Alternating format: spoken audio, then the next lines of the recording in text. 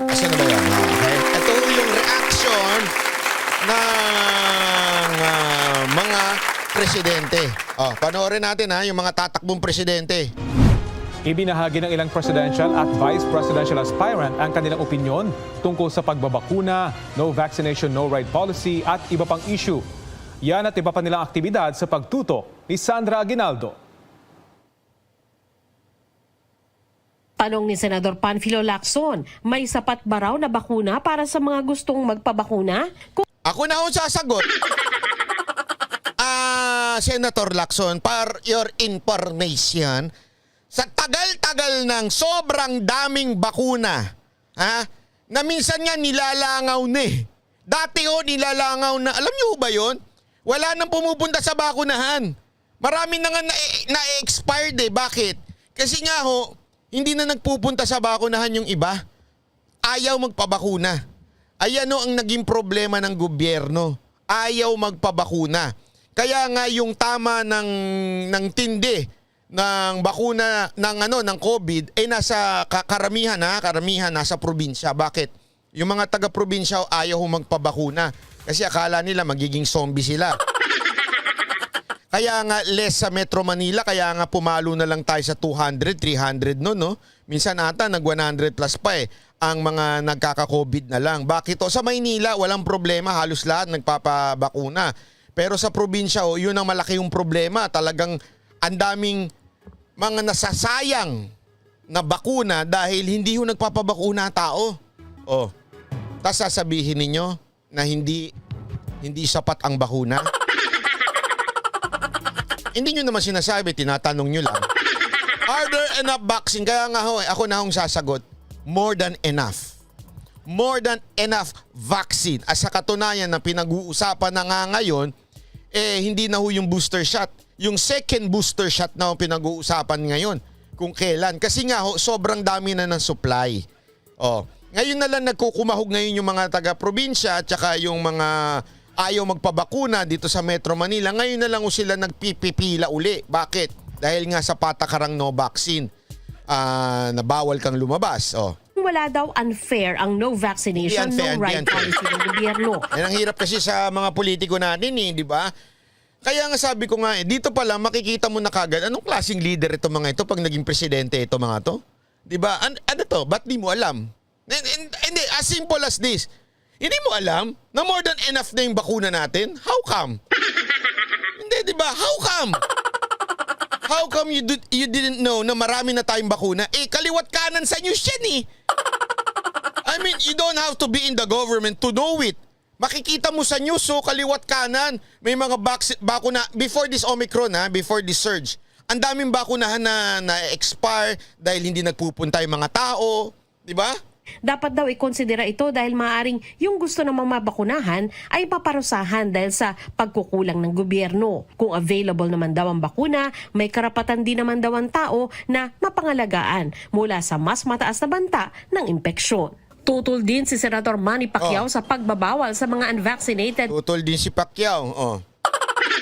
Na lumabas sa kanilang mga bahay at Bakit? Napanaginipan mo yan, boss? Ano na, pag ginipan mo yan, may daladalang bakuna yung tumatakbo doon sa kabayo? Habit ng public transportation. Sabi ni Pacquiao, hindi raw dapat puwersahin ang ayaw magpabakuna, kundi dapat kumbinsihin lang sila sa kabutihang na idudulot ng bakuna. Alam nyo? Ito paulit-ulit na sinasabi ito ng mga politiko Hindi dapat sila puwersahin, hindi sila puwersahin, dapat kumbinsihin dapat ng gobyerno. More knowledge. Anong more knowledge? Ang dami na pong knowledge na nagsasabi marami na pong mga press releases, marami na mga balita nagsasabing kailangan magpabakuna ang tao. Ang dami na po niyan. Ang dami nang nailabas. And yet, people will not be convinced ng ganun-ganun lang. Sabi ko nga sa inyo paulit-ulit natin sasabihin radical problem needs a radical solution. And this is it. The radical problem pagdating sa surge sa COVID, ito yun. Kailangan ng radikal na solusyon. Ano yun? Isang desisyon na kung saan medyo maaalangan ng presidente pero sasabihin niyang wala kayong bakuna, abay huwag kayong palabasin ng bahay niyo. tingnan mo, alam mo sa TikTok, manood ako kasi kayo ng TikTok, hindi puro yung kanta ni Britney Spears ang pinanonood nyo. Manood kayo sa TikTok, marami ho doon yung nagsabi ayaw nila magbabakuna, sabi nila my body, my decision, pag ganyan-ganyan pa sila, di ba? Nakita nyo yung big na yon? O tapos after mag-announce si Pangulong Duterte, nandun na sa bakunahan. May body ka pa pala dyan, ha? Di ba? Ang daming gano'n na nagpabakuna after ni Pangulong Duterte mag-announce. Wala kang bakuna, pahuli na yung mga yan. O, di ba?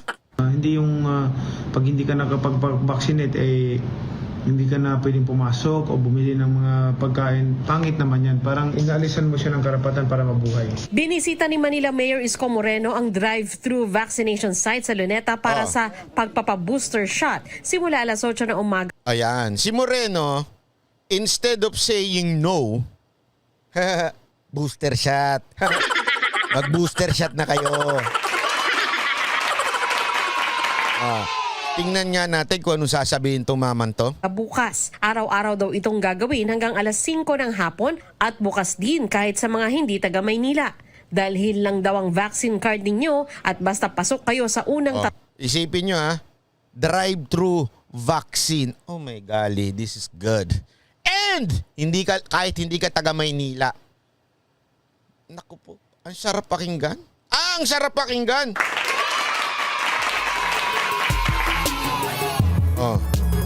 Sino dyan ang wala pang bakuna? Sino dyan ang kailangan ng booster shot?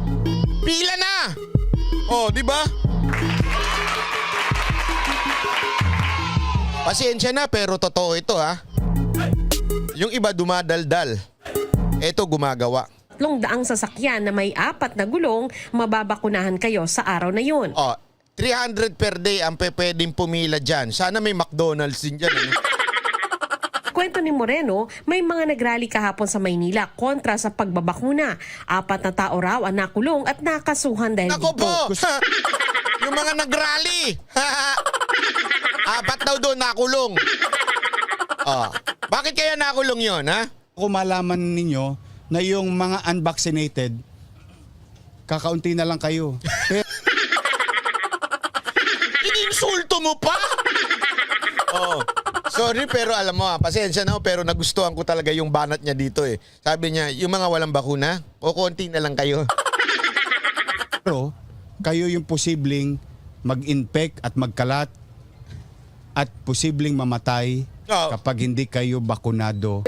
Pwede kang kontra sa vaccination. Pwede naman daw. Pwede ka naman. Hindi, sabi niya kayo daw yung mga magkakalat Pwede ka naman kontra sa vaccination. Pero Pero huwag kang lalabas. Sa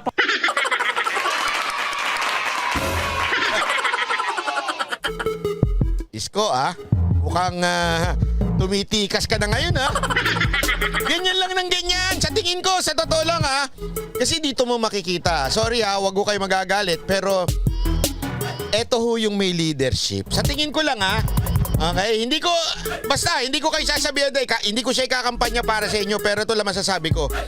Ito yung may kailangan nating leadership ng isang ito yung katangian ng leader ang kailangan natin. May yag balls. Totoo naman hindi nyo gusto yon? I mean, sabihin nyo sa akin kung hindi nyo gusto yung ganong klaseng style na, diba, matikas ayaw mo ng bakuna, di wag kang lumabas ng bahay mo. May yag balls. pamamagitan naman ng social media, isa sa ipinost ni Doc Willie Ong ay payo kung ano ang dapat gawin kung may lagnat at iba pang sintomas ng isang tao. Ito rin trabaho din. Ang trabaho niya talagang inform the people. Actually, marami ho kayo matututunan kay Doc Willie. Promise every live video ni Doc Willie talagang pinanunood ko.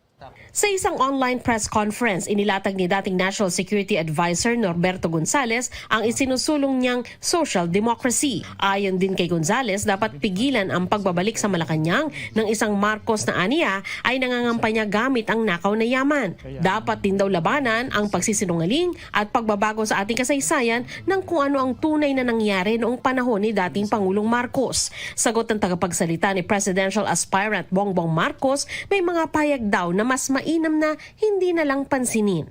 Nanawagan naman si Marcos sa mga Sabi ni Mike Defender, banbay sa ginagawa ni Isko para talaga napapatunayan na weak talaga si BBM. Real talk lang, wala akong makitang matikas yung BBM na yan. Wala talaga. Opinion mo yan, ha? May point ka naman. sports officials na huwag haluan ng politika ang kanilang hanay para di maapektuhan ang training ng mga atleta. Tinukoy niya ang kontrobersya ng alisin ng Philippine Athletic Track and Ano ba? Ang layo naman sa putukan nito. Nako, yung athletes. Field Association, Kasi may na-issue dyan sa athletes training eh. Okay. Paul Volter, EJ Obiena sa listahan ng national team. Hinihingan pa namin ng payagang patafa. Panawagan din ng BBM Sara Unit Team sa Commission on Higher Education na ipagpaliban ang inaasahang pagtataas ng matrikula sa gitna ng pandemya. Sa kanyang show sa Facebook, naging guest ni Mayor Sara Duterte ang senatorial aspirant na si Herbert Bautista. Payo ni Bautista sa mga LGU, hanapin daw kung ano ang competitive advantage ng kanilang lugar at iyon ang pagtuunan nila ng pansin. Bumisita si Vice President Leni Robredo sa libreng swabbing na ginawa ng kanyang opisina sa Inanan Lupang Pangako Parish sa Payatas, Quezon City. Nagpasalamat siya sa mga volunteer at mga katuwang ng kanyang opisina, kabilang na ang Quezon City Local Government. Ako sabi ko sa inyo, kahit sino pang gumawa na maganda, dapat palakpakan. Sa totoo lang, mas may inaayos pa naman to. Hindi, maepal man siya, meron siyang paswab. Kahit pa paano merong ginagawa, di ba? I mean, sabi ko nga sa inyo any candidate na may maayos na ginagawa, pag maganda naman, di palakpakan. Pag pangit, pangit. Hindi, tanungin ko kayo, maganda ba na merong isang ganito na opisina na nagpapaswab? Sa loob-loob ko, okay din. Kasi tama-tama, may budget ka naman kaysa sa mangampanya ka na mangampanya. Di bagbayad ka na lang ng mga laboratory na magsaswab ng tao. O di ba? I mean, let's be fair. Totoo naman na maayos naman yan. Okay din yan sa akin.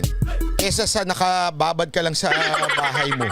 Ang kanyang katandem na si Senador Kiko Pangilinan pinangunahan ang virtual hearing ng Senate Committee on Constitutional Amendments at ang revision of codes para i-review ang criminal laws ng bansa sa gitna ng malawakang paggamit ng social media platforms at mabilis na pagbabago sa teknolohiya.